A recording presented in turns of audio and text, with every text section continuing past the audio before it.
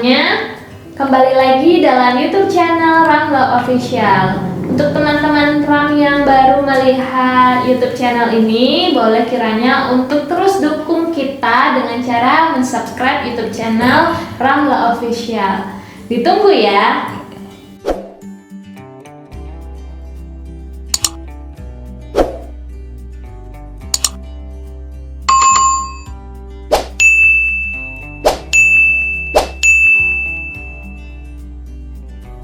Terima kasih untuk sahabat Ram yang sudah mensubscribe, dan minggu ini kita akan membahas beberapa pertanyaan dari sahabat Ram yang sudah bertanya melalui WhatsApp dan melalui Instagram. Dan di sini sudah ada Bang Ram. Apa kabar, Bang? Alhamdulillah sehat-sehat pengacara.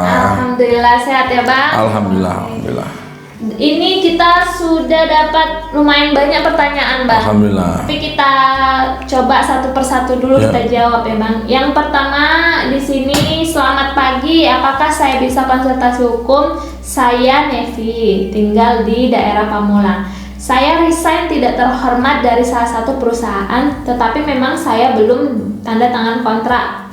Perusahaan tersebut akan menuntut saya bila ada data yang hilang. Sedangkan saya tidak pernah WFH dan tidak pernah membawa data ke rumah. Jadi bila hilang itu ada di kantor. Apakah saya bisa terjerat hukum? Begitu Pak, mohon pencerahannya. Baik, terima kasih bagi pemirsa yang terus mengikuti perkembangan YouTube channel Ramla Official dan selalu bertanya tentang kondisi yang dialami oleh pemirsa, baik diri sendiri, keluarga, pacar, tetangga, dan teman dekat. Atas dasar pertanyaan pemirsa tadi, perlu kami komentari. Pertama, mudah-mudahan hubungan kerja yang dialami, yang terjadi antara penanya dengan perusahaan bisa selesai dengan baik.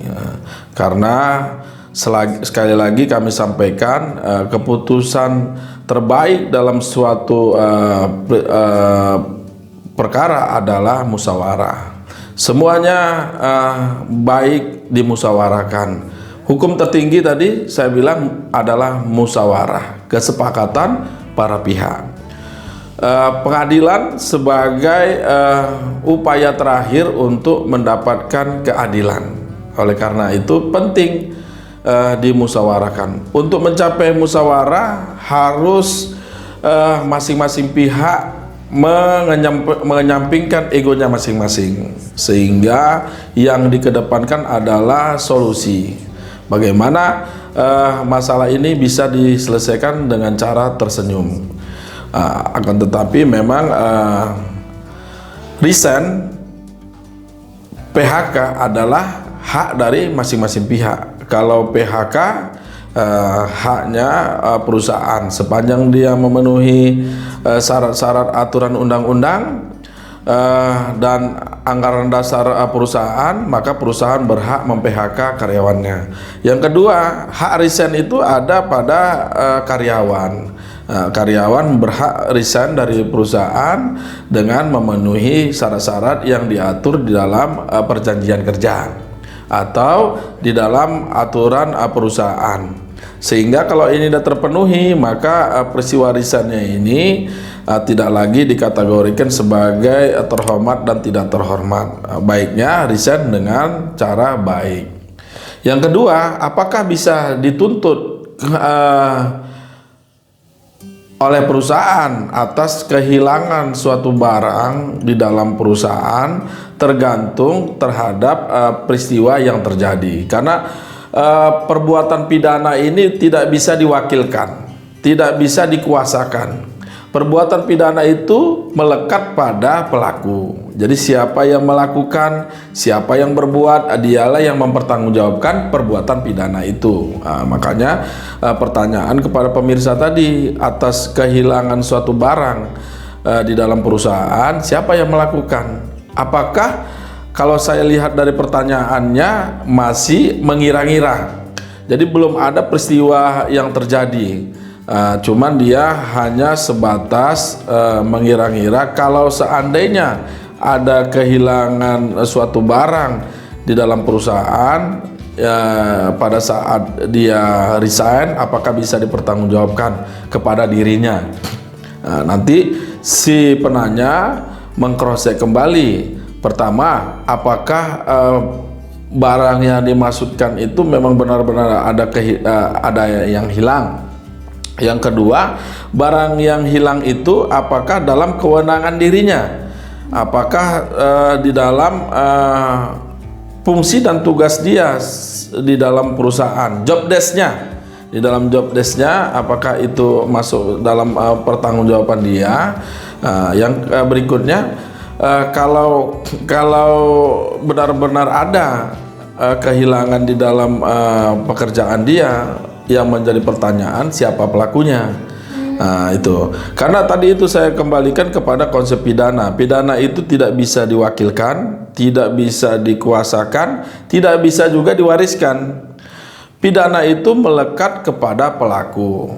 Kembali lagi kami bertanya, apakah pemeriksa melakukan? Kalau tidak melakukan, jangan takut. Karena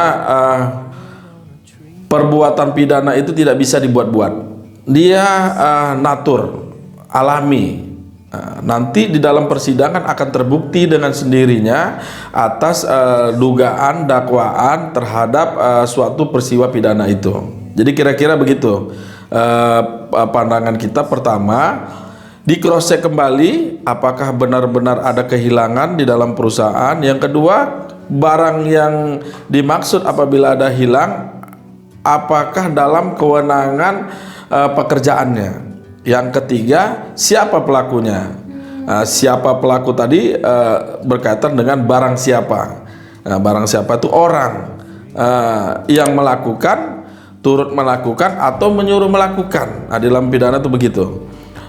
Pertanyaannya, pemirsa melakukan atau turut melakukan atau menyuruh melakukan. Kalau tiga-tiganya tidak dilakukan, nggak usah takut. Hadapi. Kalau di perusahaan membutuhkan klarifikasi, datang dan klarifikasi dengan baik. Kira-kira begitu. Oke. Jadi untuk Mbak Neni ini, pertama kita kasih tahu jangan takut dulu. Jangan takut. Ya kan belum ada apa ya peristiwa pidananya belum terjadi dan belum ada. Jadi untuk sekarang ya kalau misalnya perusahaan meminta informasi mengenai data ya sebisanya dikasih tahu data-datanya gitu ya Bang. Terima kasih untuk sahabat RAM yang sudah bertanya, dan untuk sahabat-sahabat RAM yang ingin bertanya juga boleh banget lewat WhatsApp kita atau Instagram atau tulis di kolom komentar YouTube channel Ramla Official. Insya Allah kita akan bahas untuk episode-episode selanjutnya. Untuk sahabat-sahabat RAM yang belum mensubscribe, kita tunggu untuk mensubscribe dan untuk mendukung channel kita dengan cara like, komen, dan share. Mana tahu banyak teman-teman di sana yang membutuhkan informasi mengenai peristiwa hukum yang sudah kita bahas, mau yang telah kita bahas atau yang baru kita bahas ini, kayak gitu. Boleh di-share tuh agar teman-teman yang lain juga mendapat informasi yang baik ya Pak tentang ilmu hukum yang sudah kita bahas. Terima kasih untuk sahabat RAM yang telah menonton YouTube channel kita, dan sampai ketemu untuk channel YouTube selanjutnya. Salam cakrawala hukum.